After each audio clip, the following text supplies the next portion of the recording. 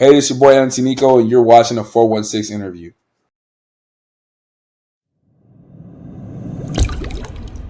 Ask you is what made you start creating music? I first started music with when I was very young. Actually, I think I might have been like 8 or 10 years old. I was watching BET, and I think it was Ti. It was Ti that came on. It was Ti and Lil Wayne or some shit that came on BET, and then they was making music, and I was just there like, ooh, I want to do what they're doing. I want to have something dope like this. I want to definitely like be part of something like this in the future. And just from that day on, from that same day, I started going downstairs to my basement and just freestyling. It was just gibberish, but I was just rapping my butt off. And then, I came to start loving music and it became my passion and I started making music since then. What's like the story behind your name, bro? NMT Niko. All right, so like actually, I've explained this maybe once with my last label when I was signed or whatever, and then they deleted the interview. But as you can see here on my arm, I got no more tears tatted. So that says no more tears. That's what NMT stands for, and it's just basically a saying of like no more hardship, and like I don't want to see nobody in my life cry anymore because like we've been through a lot of pain, we've been through a lot of hard times, and it's just so like if it's so unbearable to see everyone around me always crying and feeling like my mom's always breaking down, my pops, my family's always going through something. So like this for me is like no more tears, no more crying until we make it. Let's just hold our tears down.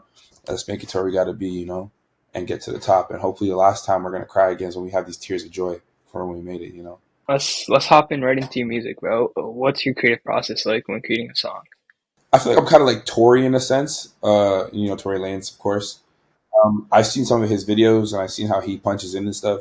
But because now I record myself, which has been a huge advantage to my music, um, definitely like I'll slap on a beat. Well, after I beat search for like hours. Listen, if producers haven't sent me a pack, I'm on YouTube searching for hours. It takes me a little while to find a good beat. Find my good beat. Once I get into the zone, like I have people watch me do this, yo. Like I'll sit down, turn on the mic, and just start just freestyle on the mic. I'll freestyle a few takes, and whichever take I like the most with like the best flows on it, I'll like take that and work around it.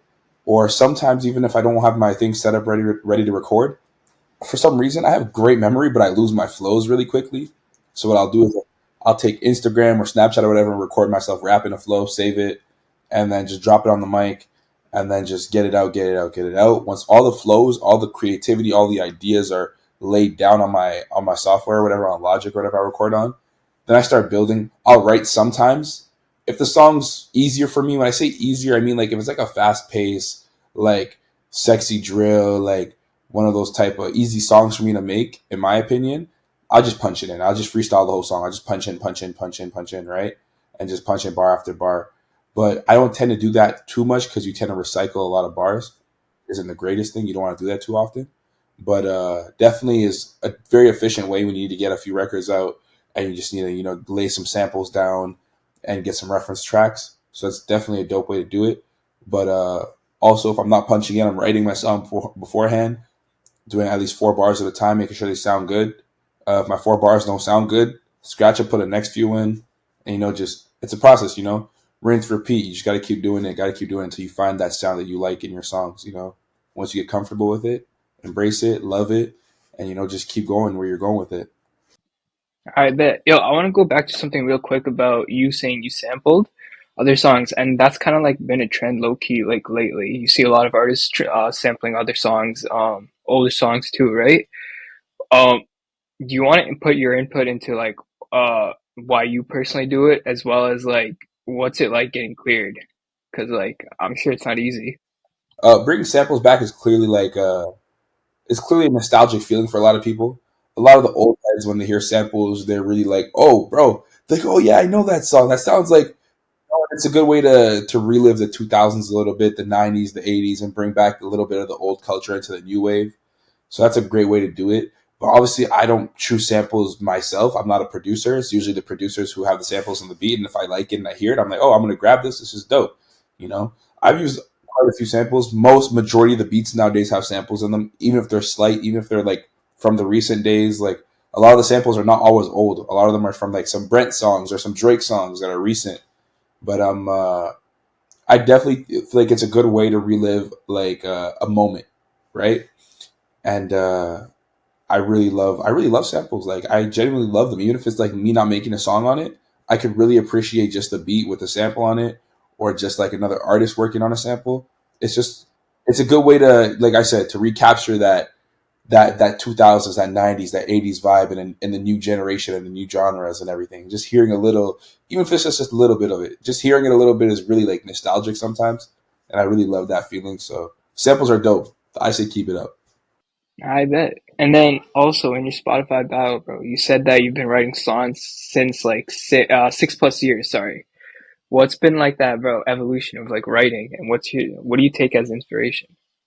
Actually, I wish I'm so slow. I read the questions, but I didn't even think about it. I have notebooks, maybe this many notebooks. They're actually across the street right now at a crib that I have right around here. Like I have notebooks this many from when I started writing, maybe from like 2014. I had all the books there too. I was thinking I should grab them just to bring them with me back to Toronto when I go back. But from like when did I start? Like maybe 2014, all throughout my high school, and like um I stopped writing maybe 2 years ago for real. But it was like I started writing my notes a little bit more, but I never found it efficient. Like I feel like there's nothing like putting your thoughts down on pen and paper. And I feel like I should go back to it at some point. But since I record myself, it's became so easy to just punch in and do this and that I don't feel the need to write anymore. But back when I didn't record myself, the whole purpose of writing was because I needed a way to capture my feelings, my emotions, and my thoughts and get a little escape from reality sometimes. And that was like my stress reliever, my therapy, and it was therapeutic to me, right? So basically, we didn't have money to pay for studio time. We were way too young. I didn't have the money for it. We were struggling. I couldn't just go to a studio and pay for studio time and go record all my records. So I would take videos, like I said, remember my flows, write the lyrics down, and I'd have songs for days. I'd write in class. Whenever teachers stopped me, they're like, "What are you doing? You're not doing schoolwork." I'm like, "I'm making music. I'm writing songs." Like I was always writing songs. There used to be kids beside me like, "Yo, what are you doing?" I used to have my homies like grab a headphone, like remember the wired ones? I know some people still he'd grab a wired headphone. I grab a headphone. I was like, yo, listen to this. And he'd hear the beat and I start like spitting what I wrote down. He's like, yo, this is hard. I went from freestyling in every locker room, freestyling at every party event. Like it was a, like that was like a big part of my life. Writing was huge for me. And then that's how I actually like became so creative with my music. Like that was a huge thing for me, bro, because a lot of people, their songs I feel like are not formulated properly because they lack that. They lack that structure of like writing an actual song first. A lot of people just jumped into the industry and just started punching in, just started doing this and that, and just like art is art. Don't get me wrong, art is art, and I feel like artists can do what they got to do, to get their song out there. But just knowing how to create a song from scratch and knowing how to formulate a proper song and structuring it is very important. And I feel like we lack a lot of that in our community now, in the rap community at least. But I definitely suggest trying it once or twice, a few times, see if you like it, because it's the best way to get your thoughts out, and it feels natural. You just when the pen or the ink or the pencil is just flowing when you're writing, it's a different feeling for me, at least for me, at least. Bro, what's like your opinion on the Ottawa scene? Is there anyone else from like your area making music right now that you want to shout out? Look, we'll talk about the artist first because you asked me about that. My favorite artist definitely in the city where my boy Lito, who passed away. Um, Metro was tough. Metro also passed away. Long live those two guys. Um, And then for the guys who are still around with us today, Gigi Chevy's dope. One of my favorite artists from the South. Linda Sun's dope. Leah Cloud. Rebel's tough. There's a lot of other artists. There's Young Cuddy, Stepa. If I don't say your name, don't hate me off the top of my head. But we have so many artists in my city. Like you mentioned, you did an interview with TK. TK's hard. Like our city has so much upcoming talent that like I'm so much more happy for my city than I am like upset about it because a lot of people would be like, "Oh, Niko's a hater, or Niko's like this and that, or Niko's not support." I'm not really. Uh, I just want to put this out there that like like I've been in the game for a long time when it comes to my city. I've been in the rap scene, and everyone can tell you I've been in the rap scene for a very long time out here. Like actually, there's two artists I can say that I knew were making music 100% before me in this city, and that was Loud Boy Dizzo. I don't know if you've ever heard of him, and that was Young Hef. And obviously there was like the Bellies and Maurice Morris and the guys who actually blew up at Night Lavelle and those guys, older crowd. But back then, like when we were all coming up, like my generation of guys, like the Metros, the Lidos, the everyone around me, like those were the guys making music. And I was like obviously making music. I wasn't releasing any at the time, just because I was too young. My voice was too high pitched, and I knew it was. And I was like, maybe it'll get deeper one day. So I didn't actually release anything yet. But at that point, it was those guys. And to be honest, in my city, I feel like I didn't get enough love or enough credit where it was due. So I just distanced myself. I didn't really hate on anybody. I just distanced myself and did my own thing. And I guess some people took it the wrong way. But no, I definitely support my city a lot. I definitely like came to learn to love and appreciate what everyone's doing because our city going up as a whole, we're all getting put on the map. Shout out to Two Time. I completely forgot. Um, Yeah, I was gonna mention it, bro. yeah, bro. I'm with his big homie right now. My boy Z. We're at the studio right now. Literally, we're Two Time records all the time. Like he was recording most of his records at right now. Me and Two Time came closer to each other in the last like year and a half, 2 years. Uh, we really just chopped it up and like he showed mad love. I showed mad love. Like we had mutual respect for each other. Super dope guy, and I'm happy for what he's doing for the city. You know, the whole Polo G signing, the co-signing, Columbia Records, all that super dope. Shout out to him. I feel like I'm forgetting names off the top of my head right now, but like there's definitely a lot of talent. Reggie's dope. Uh, you know, it's unstoppable. I feel like Ottawa's really been on a roll right now, and like we're really like heating up, picking up the heat right now, picking up the pace, and like there's no stopping us. You know, Let me ask you this then, bro. Do you think Ottawa has like the music infrastructure that's there that like you need to like blow up that people can blow up with, or do they gotta go to like different cities or come to like Toronto or something? that's a tough question because as you can see, we had the bellies, we had the Lavelles, we had the Two Times, and I wouldn't say Two Time had to leave the city to blow up. Like definitely like to gain more exposure at some point, you definitely leave. But I just feel like I don't know. From my personal experience, unless you have a great funding from people around you or like an investor or something like that, it's really hard to blow up, especially in the city. Um, I feel like whenever I traveled and I left my hometown, a lot like hometown hate is real. People from your own hometown don't want to see you do better than them because they think that you're their equal and that you should be doing better things than them. It's really disgusting and it's sad that people envy like that because like it's hard like to recognize talent now. Like people don't even see talent anymore. They're just kind of like, oh, I don't like him. I'm not gonna listen to his music, even though he's hard. You know what I mean? It's kind of weird, especially with this whole TikTok generation. There's been a lot of people hate for no reason nowadays. I feel like they just find any reason to hate. Everyone's a hater. But like from my experience though, whenever I leave my hometown or whenever I go out the city, whenever I go to the States, whenever I travel somewhere and people hear my songs for the first time, all they hear is excuse me. All they hear is talent. All they hear is like an artist that they don't know about, right? So when someone doesn't know you and all they know about you is your music and they just see you for your music and your art, they're like, damn, this guy is tough. Like there's no hate there. So that's the only difference between being in your hometown and being outside of the city. So that's where I could say you could blow up from. I might say it's easier to blow up when you leave your hometown at a certain period of time. Once you've created your sound and you sound like what you want to sound like, and you're you, and you leave your city and start expanding, that's when you start to catch a grasp of what people actually like. Because your hometown is going to be people who are your friends that'll tell you your shit's good, and everyone around you is just going to hate, and no one's going to want to support you anyways. So definitely try to escape your hometown, in my opinion, at least. Definitely try to escape your hometown. Get comfortable in a new city. Take over somewhere else. Like that was my thing. I was like, everyone in my city knows who I am. You know, everyone in my city knows about me. Knows my music. At least majority of them do. And I felt like I did what I had to do here. There was nothing left for me here. Boom, I left Toronto. Now I'm just trying to take over the scene in Toronto. I'm trying to get exposure out there. I'm trying to have every artist over there know who I am, know about me. I've been to Florida multiple times. I tapped into a Florida artist. I went to ATL. I've been to a lot of places. Just being around and having people listen to my music from all over the world. I started realizing Ottawa is not all there is at all. I had to get out there to gain my exposure. I had to get out there for people to hear me finally. And so yeah, like Ottawa itself, in my opinion, there's not a lot of hope for like blowing up just in the city itself. But nowadays, social media is social media, right? Aside from this, your city itself, we're not handing out CDs and discs anymore. It's more like social media. If you could beat the algorithm on social media, you might blow up. Doesn't matter where you're from.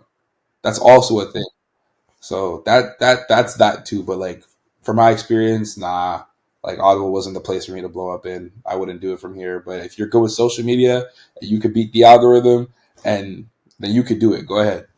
You know, Another question, bro. What's your advice for new artists in the industry coming in?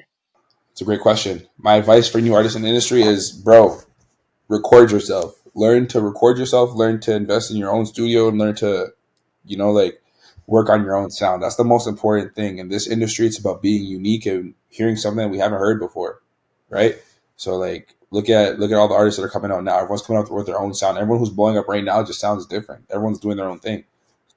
If you're not taking your time to build on your own craft and sit in the studio and sit by yourself and record yourself until you find something unique and that's authentic to you that you love to do, then don't sit here and try to bite other people's swags. Like biting shit is cool if you like you're taking like two or three artists and like trying to mix it and create your own sound out of it, And now you sound like a little bit of Roddy Rich, a little bit of Drake, and a little bit of Dirk in one artist. That's kind of cool. Like, that's dope.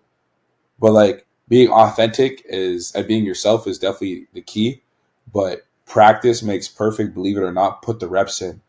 Doing the reps is like, bro, I only became, in my opinion, like really good at this shit like in the last year. In the last year, I grew exponentially. Like, bro, I grew so much. It was crazy. Just because I learned to record myself. I got everything I needed. I got a new microphone. I got like a TLM 103 Newman, and I recorded myself, and it's been phenomenal, bro. Like, it's been such a ride. And I feel like for every new artist, don't put out until you feel like you've reached where you needed to reach. Like you've reached your peak sound, you reached your ultimate form, you reached your Goku Super Saiyan level 3. Like you've reached wherever you got to reach. So just definitely recording yourself and putting the reps in is my only advice for now. Also, when it comes to like releasing the music, content's very important. Make sure you have content for everything you put out. That's definitely a super big key. Uh, that shit will take you a long way, bro. People want to see content. It doesn't even have to be music videos. Don't get it twisted. Don't think you need a huge budget to blow up. You just need content. You need music. You need a sound. You need a look. You need a style. You need to look like the part, right? You can't just look like Billy Bob on the side of the road and just be making music. You got to have your look, and everything has to just fit your image. And once you know who you want to be and where you want to go with it, I'm pretty sure like 100% of the time you could be successful in this industry. So. I bet. Yo, real quick, I want to ask you, how did the on the radar freestyle happen? Shout out to Oya, the guy who put us in the group chat. That's my manager. He's the GOAT. I'm not gonna lie, that guy's a guy. Uh, bro, Oya's done more for me in my career in 3 months than I've seen anyone else do for me. I'm not gonna lie. Like, I was signed to a whole label in 2018 or 19, uh, Studio No Sleep in Montreal, and bro, and the only reason why I dropped the label was because I felt in like 3 years of time we weren't doing nothing, we weren't going anywhere, and I was like, how has it been 2 years and I feel like we've done nothing? Like the most they did for me, I think at some point was they got me verified on Instagram, and after I got verified on Instagram, everything just stopped happening. Like I feel like they just didn't have enough time for me, and I was like, bro, I should be your main focus as your main artist. You shouldn't be investing all your time into other artists. Is what I felt like, because I felt like they were making promises to everyone. I'm like, you're making promises to all these new artists and trying to bring on all these new artists when all you need to do is concentrate on me and make sure I get to where I need to be, so you can feed the rest of your team after. You can, if you take one artist and bring him to a certain status, you can make all these other artists blow up like this. Chain reaction. Concentrate right here. Because clearly you don't have the capacity to manage 7 artists. You can't deal with one properly. Like, I'm high maintenance. I'm a great artist. I make a lot of music. I need to get a lot of this stuff out I'm building. Like if you don't have time to work with me and like I'm trying my best, if I feel like I'm trying more than you are, then I'm not gonna sit here and just do nothing. And I don't think we ever got to have that conversation with them, where we ever sat down and they heard this part. But it was a big situation that happened for me, right? I feel like I did a lot more on my own terms, trying to figure out my music stuff than they did for me. and they could say they did whatever. They could say they gave me studio time. They could say they shot videos for me. They could say all that stuff. Like that was the minimum of what they should have been doing. You know what I mean? Like that was the minimum. I felt like I was going out of my way to make my connections and like manage myself. Like I was out here in Florida making connections for music and pitching ideas like, yo, we should do this, we should do that. And it just got shot down. And I was like, all right, you know what? You guys think you know what's best. I'll keep waiting around. And we had a few events where they did me dirty. Like we had this whole Toronto trip that went south. And I was like, what the hell? And then we had another event where like they weren't answering me for like a week, and I was messaging them. They're like, "Why are you messaging him? Message him." And I was like, it just got really messy. So I ended up dropping them in like 2020. And my manager's actually calling me right now. The guy who got me on the radar. Yo, hey, what's up? Oh yeah. Yeah. So like you were saying, I'm just gonna get through this because he's actually here now on the phone. But like how I got on the radar was because of this guy right here. He's the GOAT. Yeah, this is Oya right here, y'all. I did not nor intended to be involved in this. Yeah. Let me wrap this up real quick. I'll call you back. Damn, that all right, for sure. But yeah. Sorry about that. But yeah, he's very tapped in. He's very well connected, bro. Like I said, he's done more for me in 3 months than I've seen anyone else do for me.